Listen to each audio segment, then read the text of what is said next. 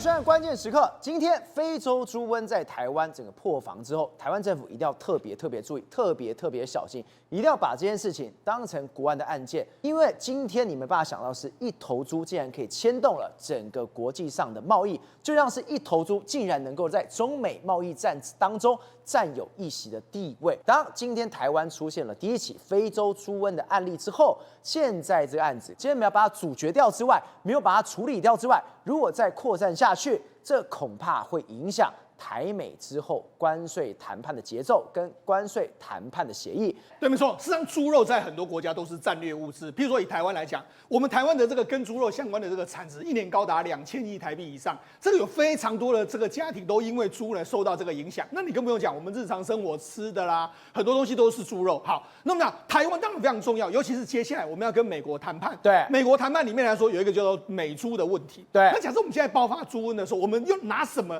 来抵御美国？说啊，我们把猪肉输到台湾来，可能没办法啊。所以我们要做好我们的非洲猪瘟的管控之后，我们才有底气跟美国谈判嘛。好，所以这个对我们的影响是美国谈判也会受到影响。另外第二个是什么？我跟他讲，二师兄就是猪啊，远比大家想象中要重要。特别是我们每一次讲到中国，就说哎呀，中国的 CPI 每次都受到猪价的这个影响，那猪的这个价格往上升，中国的 CPI 就往上升。我跟他讲，猪成为美国跟中国之间一个非常重要对抗的一个产品，对抗的产品。对，我们讲，实际上习近平他是全世界最懂猪的。对啊，你说他是最懂猪的人。对，他以前呢，在这个文革的时候养过猪，那也这个吃过猪肉，那他就说他有很多猪的经验，他当然了解怎么样来跟这个川普来对抗。对，那川普呢？他是美国总统里面来说话最需要猪的。对，什么叫最需要猪的？因为他的票仓。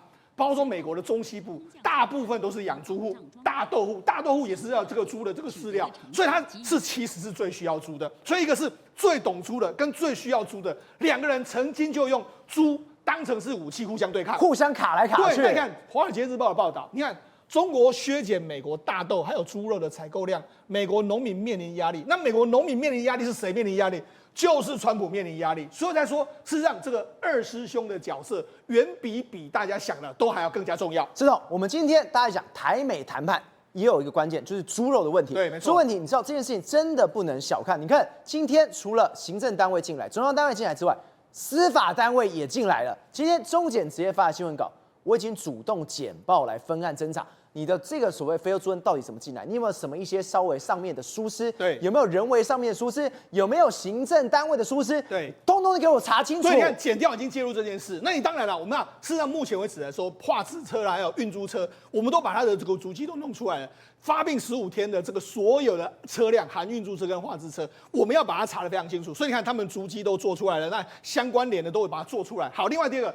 新北市政府现在也开始，你看新北市政府来说，针对辖内的107家养猪场要进行稽查。那屏东县也是这样做，所以你看，事实上地方政府、中央还有包括说像检调，完全动起来，真的是不能开玩笑的。大家都不想要这次里面出任何包。然后尤其是你看，我们之前才说过，你看这个美国点名多项贸易障碍来说，含美国米、猪、牛、马铃薯等等，你看美猪就是一个非常重要的问题啊，莱克多巴胺的这个标示问题啊。好，我们跟美国要谈判，这是接下来的话，我们可能跟美国贸易谈判的一个非常重要一环。就没想到，我们目前为止，假设我们变成是非洲猪瘟，假设不幸啦，非洲猪瘟是扩大之后，我们没有底气去跟美国谈啊。你们都已经猪瘟了，我卖猪肉给你刚刚好啊。对啊，美国说你需要猪肉啊，那我们卖给你不是刚刚好吗？所以才说这个对台湾的这个我们未来的食品安全来说非常至关重要。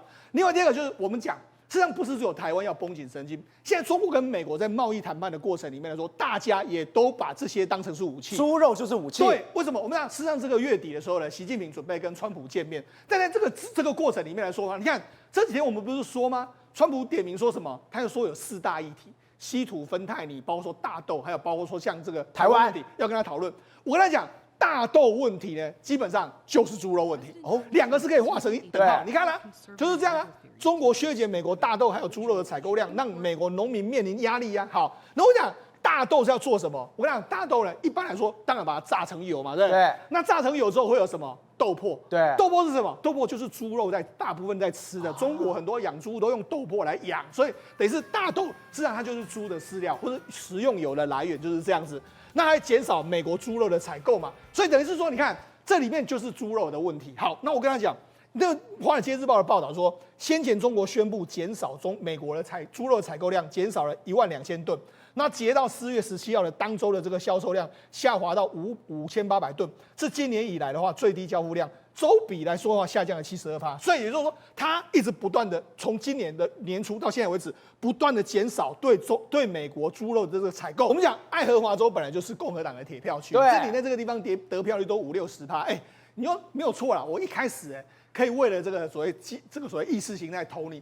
但是我想慢慢，我的肚子扁了之后，我会那么支持你？不知道。还有另外一个什么？你看，这是接下来报道，这在这个印第安纳州，印第安纳州基本上也是共和党的铁票区。他说，他原本是种所谓高端的种猪。高端种猪来说啊，你看一头牛，他说我原本今年要卖到这个中国去，然后他就说了，每一批的这个价格大概是$5000的这个种猪，一只猪对$5000就卖过去，就没想到后来没有办法。因为中国说啊，我们今年要减少对美国猪的采购，包含种猪的部分，就没想到他现在原本他是要搭机，猪是要坐飞机，你就知道说这个价格多高，就没想到最后呢，用美头不到200块的价格送到当地的屠宰场，差太多了。原本的种猪它是精心培养，健康很好，繁殖力强，然后所生的小猪都特别鲜嫩多汁，结果没想到变成是一般猪了，把它宰了。所以他说这个就没办法，就是这样。好，那除了这个之外来说的话，你看这个还有什么？还有这个美国的牛精，就是说原本要去那边配种，中国也没有，所以它连带的连牛都受到影响，没有一滴牛精都出口到中国去。所以呢，中国等于是用所谓猪肉，还有用肉品业去卡对美川普国施压。好，因为我们知道美国来说，美国人基本上不太吃内脏的。虽然说很多这个美国的猪肉产品，它是专门为中国生产，就是内脏，因为不含莱克多巴胺。然后标志的时候就是这不含莱克多巴胺，然后还有印中国的相关的专门为中国打造的，就没想到没有这些所谓内脏产品没办法卖到那个地方去，那怎么办呢？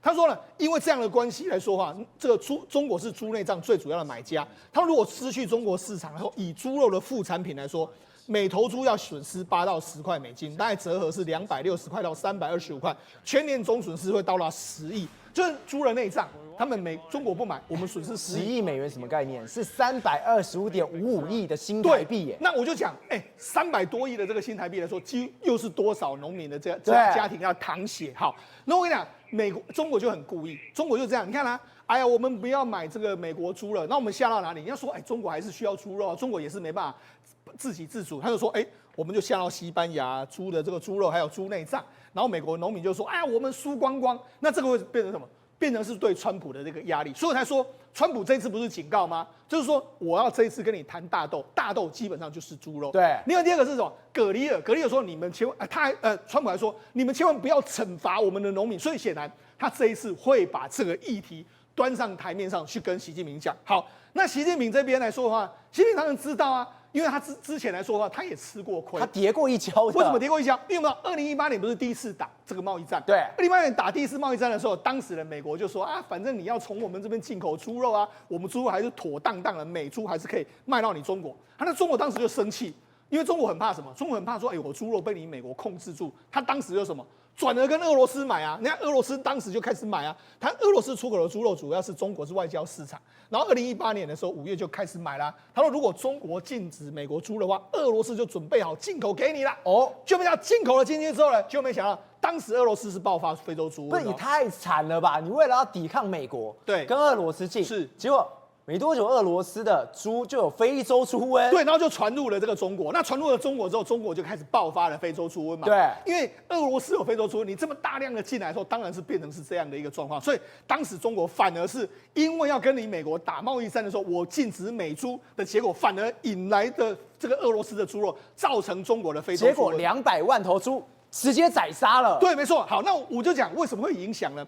因为原本当时人他们不是就说这样了我不要买你这个，我不要买你美国猪了。原本我跟你讲，原本呢，当时的中国要对美国的进口猪肉课征62%的报复关税，也就是说你对我课关税，那我对你的进口美猪我要课62%，就原本要课62%，但是没想到因为原本要从俄罗斯进口，就俄罗斯进口之后，爆发非洲猪瘟，那怎么办？我如果进口越多不是完蛋？那怎么办？然后他就只好对美国进口。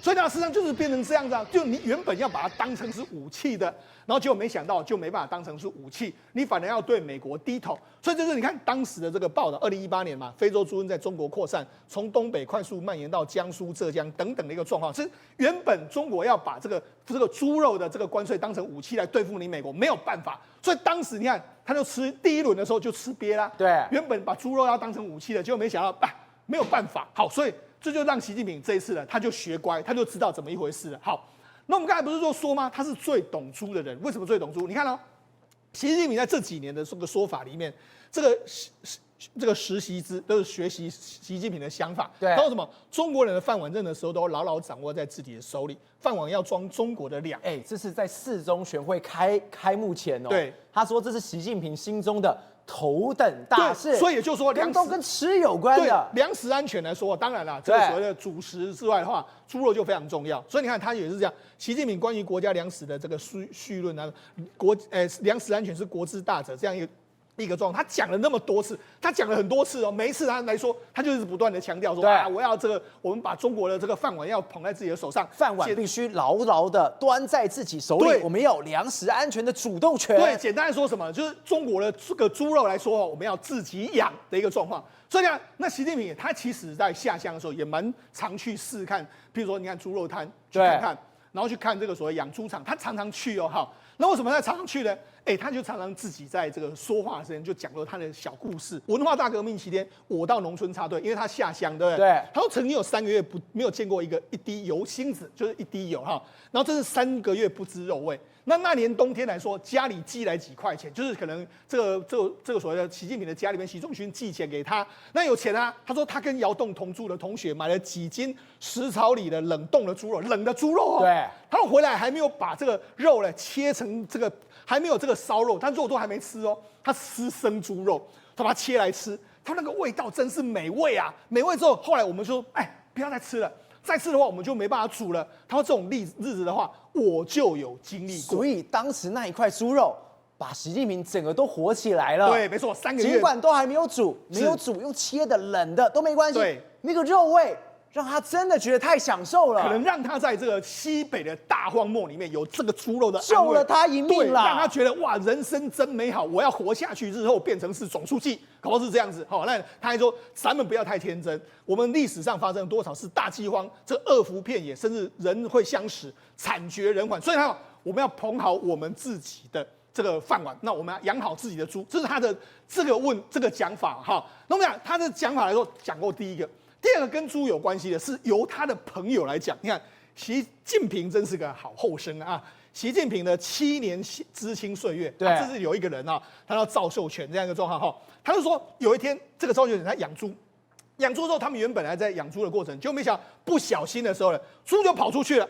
他那一边猪跑出去的时候怎么办呢？他说一边骂这缺德的猪，你要是丢的话，这个多大的损失啊！对，我找了一圈，我也没看到猪在哪里。这么大的村子，这么多山，要是猪顺着这个边路去的话，我看也是找不到啦。这个祸就是闯下，就是这个赵秀全想完蛋了，我完蛋了，就没想到他准备了，再找了很久，他准备要往回的家里面走的时候，当到家门口，我一看，竞品从过对面那边牵了这只猪回来了，这么厉害？对，那个猪也是这个垂头丧气的，因为他这个显然太夸张了。然后猪原本也想跑，但没想到呢，跑不成嘛啊，他心里可能也气啊，我没多久就要变成是盘中孙了，可能没办法这个接受。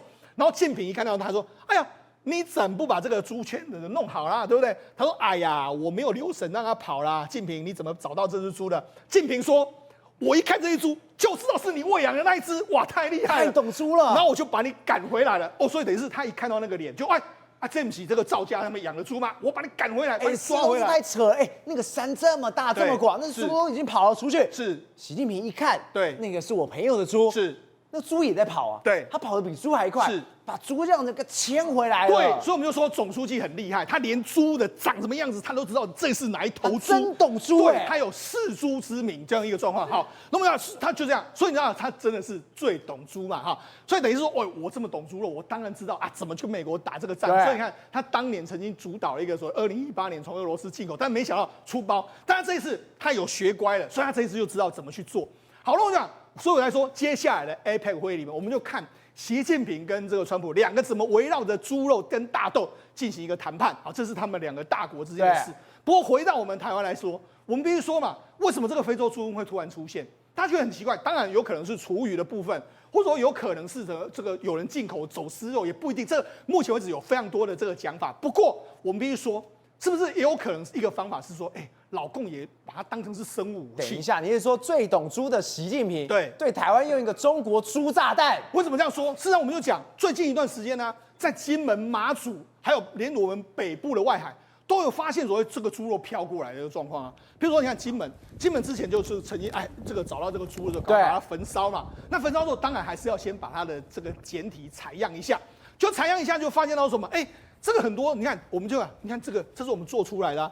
你看这很多猪肉，很多猪这样飘过来，超级多的。你看，新北市1例，对，连江县2例，金门县最惨，对，16例，很多猪。这个标出来是什么意思？这是用病毒检验出来是阳性，就是有非洲猪瘟的猪飘过来的这个状况。所以我跟你讲嘛，事实上。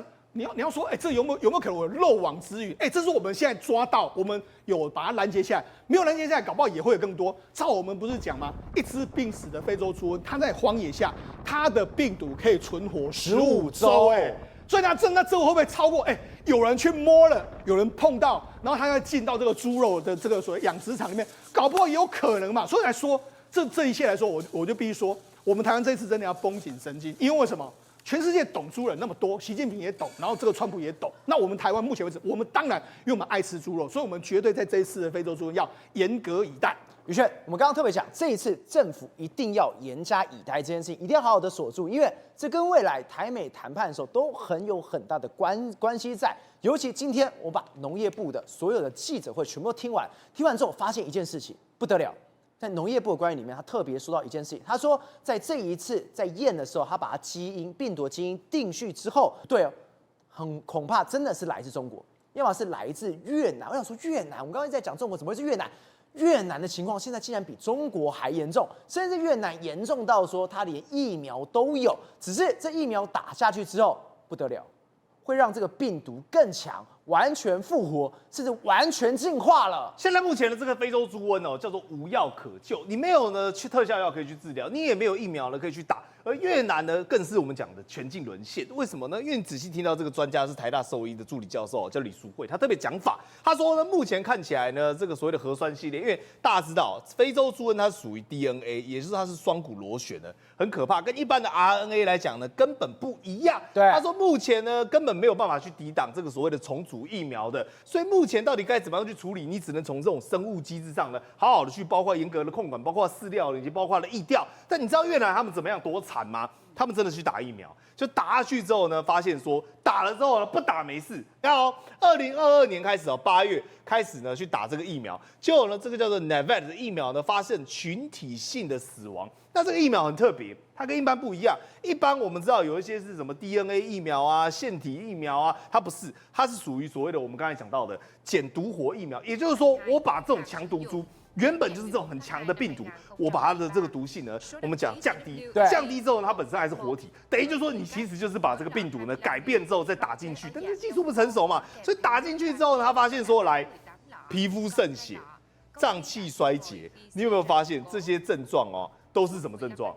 就是非洲猪瘟的症状啊，对，就是我打了疫苗之后，他反而得了非洲猪瘟了，他反而更快死掉了，对他反而确诊了，就是我打了之后他确诊了，所以你看这是越南的一个农民，他讲了，他说，我认识一个好朋友，家里养了3、4头猪就打了疫苗之后呢，他不但没有胃口，还发烧，结果最后面呢，皮肤出血还有血尿，然后猪呢没多久就没了，28头猪呢打完之后呢，也没几天呢，最后就没了，所以你看。他最后发现了，打了这个疫苗，没想到致死率高达100%，而且呢，最多是什么？你知道吗？等于就是你这个猪本来是健康的，然后你打了一个3到4代之后，它就会恢复的一个病毒进去，那导致43%的胎儿死亡，存活的只有17%可以生育。来，你看最可怕这边7749天绘图转生，7749天之后呢，这个疫苗就会有抗体呢转阳，而且散播率呢平均的水平呢有10%，垂直的散播率甚至到33%。什么叫水平？水平就是说我跟你好朋友，我今天是 A 猪，他是 B 猪，我有可能10%传给你。然后呢，33就是我生的小孩里面33%呢，全部都会有所谓的我们讲确诊所谓的非洲猪瘟。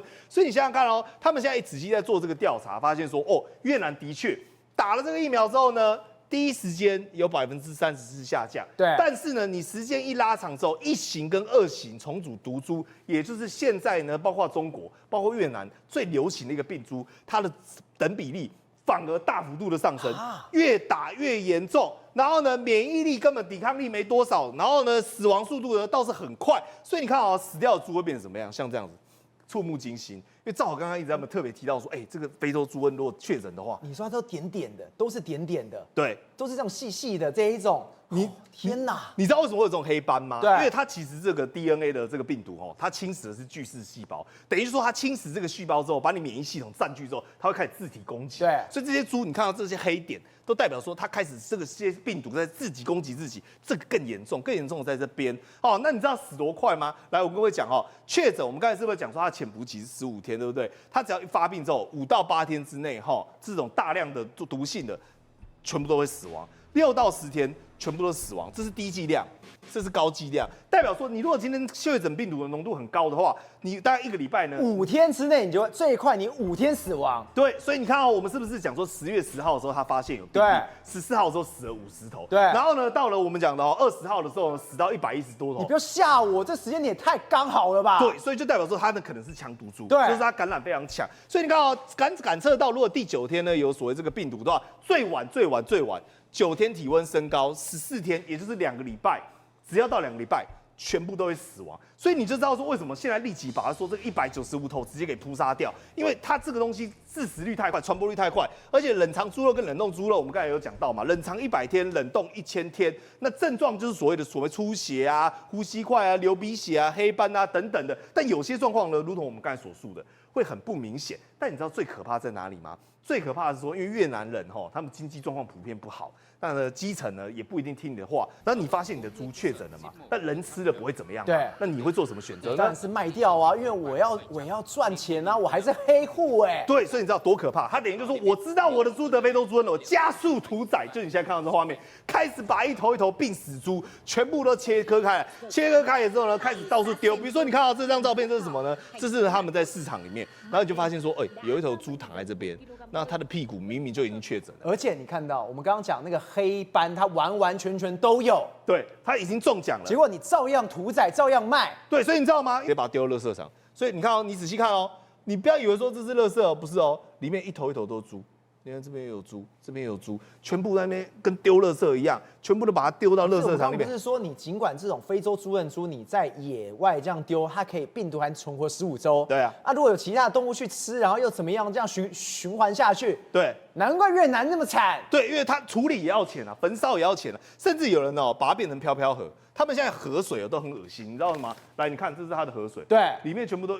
那个马赛克就是一头一头的猪，跟飘飘猪一样，然后全部都在水上。河里面直接丢猪啦。对，因为不然没地方放嘛，反正卖掉也浪费钱嘛，赚不到钱啊。所以你看现在它一只猪，你知道它往下丢哪里吗？我们讲不是火葬场就就地掩埋。你有没有看过那种黑道电影？没有，挖一个大坑，然后把人往下推，就他们对猪是做这件事情。我想说你们太离谱了，这些全部都确诊猪台湾连厨余我要倒一下，说你那个汤水太多咯，清洁队员还会纠正我。结果你是把这个病死猪全部都就地的丢到这个地上，要么是直接荒郊野外呢，趁四下无人，就算有人他也不在乎，点一把火就把它烧，那个烧了之后都会产生扩散。那你知道到目前为止它造成损失多少吗？其实整个非洲猪瘟全球最大的在中国，中国已经损失1000亿了美元。我在讲的时候，1000亿美元。那越南当然也是损失很重，但最害怕的就是什么呢？有人在赚灾难财，因为你像中国非洲猪瘟是不是有讲说损失1000亿，对不对？有人就想那个方法说，我们来假装说已经生产出疫苗了，所以呢，当他这个死伤的时候，开始出现假疫苗。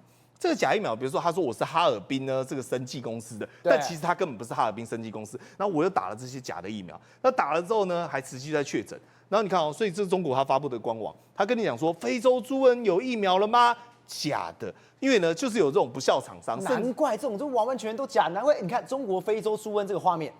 这个死伤这也很多这个比越南这个还要扯的。对，其实中国这个只是拿手机继续一拍，我们现在马赛克所有东西都是病死书，都是死在非洲猪瘟下的，代表中国其实才是最大的疫区。而且你看他死了之后，他也没处理啊，他就全部把它丢他直接在这边。摆在那的，跟乱葬岗一样，那什么昆虫、蚊虫，不就是我们讲又开始在二次传播了吗？然后又有这种假疫苗横行，到处骗你说你只要打了就没事情，结果他花了钱之后，猪还是死光。所以你想想看哦，中国等于就是说呢，继这个我们讲的 COVID-19 之后，成为非洲猪瘟的最大出口国，而台湾如何防堵这个在西边恐怖的病毒组织，恐怕需要相关政府好好的研究。不是，现在全球的非洲猪瘟的疫情有多夸张？你看到这一张图，红色部分基本上它全部都是疫区。你看到亚洲，我们原本台湾是在这边，对，原本没有的哦，现在可能要变红色。我真的希望可以好好的守住。再是什么？日本，大家讲说原本只有日本跟我们可以守住，但我们现在第一个我们已经破防了。那我想问的是，日本为什么到现在它都可以守住？它做了什么能够完全的，不管从海关到厨余到人民不要去处理这些事情的时候，他到底怎么做的？是哎，真的是他山之石哦。你知道现在我们右边这个左边就是看目前的状况，右边是9月16号通报的一个情况啊。那我觉得非常好笑，就是刚刚事实上那个宇轩讲的很有道理，就是说包括越南，事实上大概有9000多例，所以越南的一个案例数非常非常高，应该是目前为止它通报最多。但是中国通报案例是235例，你相信吗？有可能那么少吗？他们才345例。对，所以你就知道哦，就是这个东西通报出来之后啊，有的人比较老实。中国有4亿只猪，你跟我说才300多例，这骗笑。所以，而且我们刚刚看的画面都不止300。你的猪都飘来金门了啦。对啊，所以你就知道，哎，其实应该就讲了，除了日本跟台湾之外，整个亚洲都是沦陷哦，非常非常严重。好，那到底日本做对了什么？看起来目前为止防的状况比我们台湾还好。第一个，他们真的是。从入境、从食材、从连到那个荒郊野外，对，都全面性的一个防护哦，包括他就说他们呢在控管这个是多部会的，包括农林水产署啊、警察局啊、出入国啊，然后管理推纳，还有财务省，全部都对于这个事情是有防护责任。但以比较起来，我们台湾主要都集中在农业部，还有呢，我们就入境的时候有 X 光机啊。检验犬啊这一些的，但是你知道吗？他们有深入到哪一个部分？包括连外国食材店，因为他们认为哦，很多的外国食材，比如说韩国进来的啊，或者是说越南进来的东西啊，这个东西事实上也是有可能有这一个非洲猪瘟的。所以呢，他们修法赋予这个家畜防疫官哦，可以直接到外国的食材店铺去进行搜查哦。所以比如说，只要有问题，他也可以直接没收掉的。是，比如说他们可以走到一个韩国的肉品的专卖店，他就会去检验，你这个肉品有没有经过查核，有没有经过？如果没有的话，可以当场开罚，而且就是销毁这些肉品。我们目前台湾是比较没有，我们应该我们当然没有，我们连要去验的时候，那个业者说我不要给你验，是还可以这样的。我们人家是外国店都可以直接有问题就直接把你收走的，马上直接就扑灭掉。然后我们是非常有人性，同时有那个保护动物的一个概念啊。动物说我不要验就不要验，太荒谬了嘛。再来包括还有什么，就是邮包啊、邮件，我们都是想说，邮件这个部分是非常重要，因为很多人从国外寄什么月饼啊，寄有的没有的，你知道吗？在日本，他们已经采取所谓的 AI 影像分析的相关的一个技术所以呢，他们这个可以看到你的邮包里面到底是不是所谓的高风险的一个相关的肉品，或是其他一些礼品。那在台湾现在有 X 光啦，但是呢没有 AI， 还用人工的方式来进行判读。那你现在看到这个画面是什么？你有没有发现他们全部都是一个密闭的？有没有猪只？现在如果说发现这个猪只有问题的话，你看他们人全部都是穿那一种防护衣，像 COVID 一样。是不能让自己的人暴露在这个非洲猪瘟的风险下，有没有？全部都是防护的，从头到脚，护目镜什么都有。然后呢，再来你现在看喷洒，就是那个猪的遗体也是全部都密封起来的，而且还要经过一个消毒的作业。然后呢，你知道吗？现在不是那个怪手在挖吗？他们那个怪手在挖，挖完之后，怪手最后也要进行相关的消毒。所以可以确定一件事情，就是这个感染非洲病毒的这个猪瘟死掉之后，看他在干嘛？洗脚、洗鞋。一完成之后，用消毒水去刷鞋子，是不让任何病毒有有存留、是传染的机会。是，所以你就知道他们是有真的是进行到这个地步哦，就是滴水不漏哦。然后呢，就是说完全不去碰触它，而且同时也害怕，就是说你是不是在过程里面你鞋子也感染到？你看这个狗狗嘛是爱洗脚胶啊，因为怕说狗狗在那边奔跑的一个状况之下，它的爪子啊可能也会有。还有你看，他们连到野外去哦，他们野外比如说我们吃烧烤啊、烤肉，我们可能就乱丢，不行。在那个日本是这样，你说它的公园跟露营区是你不能乱丢肉制品的，是你不能像台湾的公园吃肉干，觉得今天怎么硬掉就乱丢，烤不好不能这样乱弄的，乱丢不行，完全不行，因为他们认为你一旦丢到那边之后，有可能会有野生动物吃了它之后，野生动物的身上就带有这样相关的非洲病毒啊、非洲猪瘟的病毒，而有可能进入到我们的人类的食物链。不是，我们刚刚看到，日本也太强了吧！这种真的是很细腻哦，每一个不管是消毒或者是人民的素质上面，你不能弄就不能弄。但现在对我们台湾来讲，今天除了把这源头找出来外，你不能扩散。我刚刚讲一个最关键，我们好不容易今年才获得了全球的肯定，结果现在这个事情出现之后，我们原本以为今年是台湾猪的元年，我用台湾做元年，我可以卖。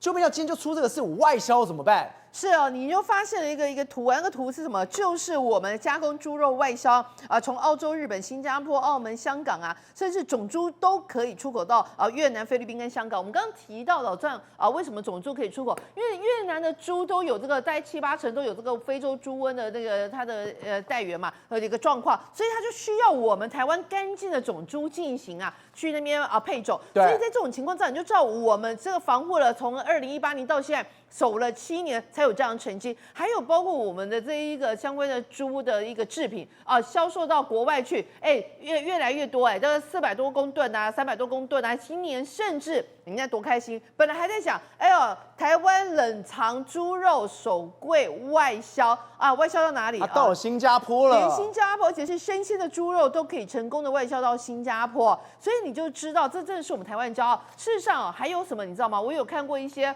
就是外国的网红，他的家人从国外来到台湾。他们光吃我们的那个猪肉，包括我们的炸猪排什么，他就说台湾的猪肉实在是太好吃了。所以换句话说，猪肉原本是我们台湾这几年可以说是不管是用美食征服别人外国人的胃，或者是我们猪只产业整个一个市值都是上扬，但很担心会不会就在这一次功亏一篑。这边我们刚刚特别讲现在农业部的官员跟我们讲一件事情，他说这个基因的定序重组看起来像什么？要么是中国，要么是越南。刚刚看到越南跟中国，那个所谓非洲猪瘟疫情有多严重，一大堆猪就直接这样抛下来死了。结果一般来说猪瘟发展的时候，你的价格应该要很高嘛，但是没有想到中国的生猪肉竟然跌破了11元。我心想，你哪来说？你不是没有跟美国买猪肉吗？结果才发现一件事情。当都在跌价的时候，当大家都惨的时候，中国猪王这一间公司这厉害，叫做牧原，它竟然可以在短短时间之内跟去年比起来，它的净利率竟然到了1169%。很奇怪，道理说这样的一个发生了一个特殊的情况，比如说像疫情，可是他们的这个猪价跌了，但是这一家公司有中国猪王之称的这个牧原它去赚更大。这一家位于河南南阳的这个牧原公司你看到。这个报告的这个显示它的这个纯净利率来到105亿3千万人民币，净利率比去年同期8亿2928万成长了1169%这个这么惊人的获利能力，大家会觉得说为什么它能够做得到？我告诉大家，秘诀就在于它用什么？用量来换价，用高科技的养殖方式呢？它的养猪成本从今年1月每公斤13.1元。一直每一个月降到今年7月，养猪的那个成本只要11.8元。你说它以量换价，人家是平均每公斤14到15元，它11.8元。对，所以我们一直讲中国非常卷来卷去，现在连猪肉也在卷，而且它能够跌到甚至养的饲料那每公斤可以到11块以下，那它的数量很多你看到没有？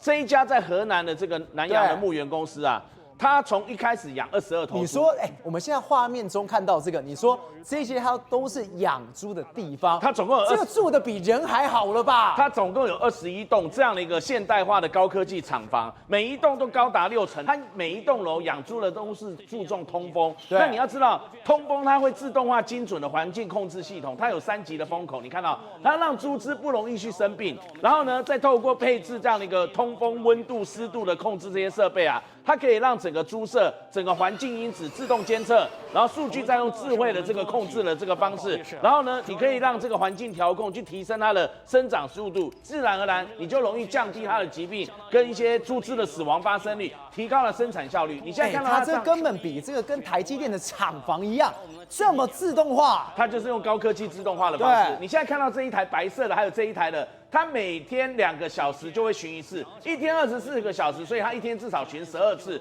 每2个小时巡一次，它会发现说，它有红外线的这个影像摄入镜头，它会发现说哪一只猪，它比如说猪栏会不会太挤，比如说第26号或者28号的这个猪栏。它的这个猪只会不会太拥挤，然后这个会不会太冷或太热？而且还有什么？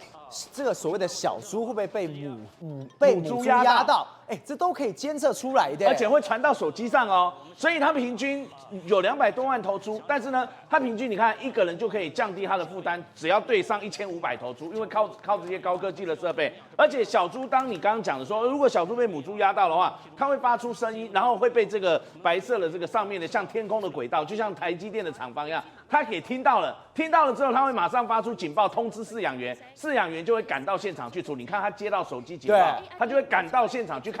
还有包括如果有这个母猪成年的猪，它如果倒在地上，长期一直卧地没有起来，可能是生病或发生什么事情，也会有发出警报，由这个饲养员跟兽医赶到现场去看，然后去了解，立刻的去处理。所以透过这样的一个方式，它甚至有一个数位化精准饲料的喂食管理系统。用这样的一个方式啊，你可以了解说猪群的品种、性别、年龄、生理状态跟所有生长数据，它就可以制定一个很精准的饲养，再还有它的一个喂养的方式，导致你看现在养猪都要那么高科技了。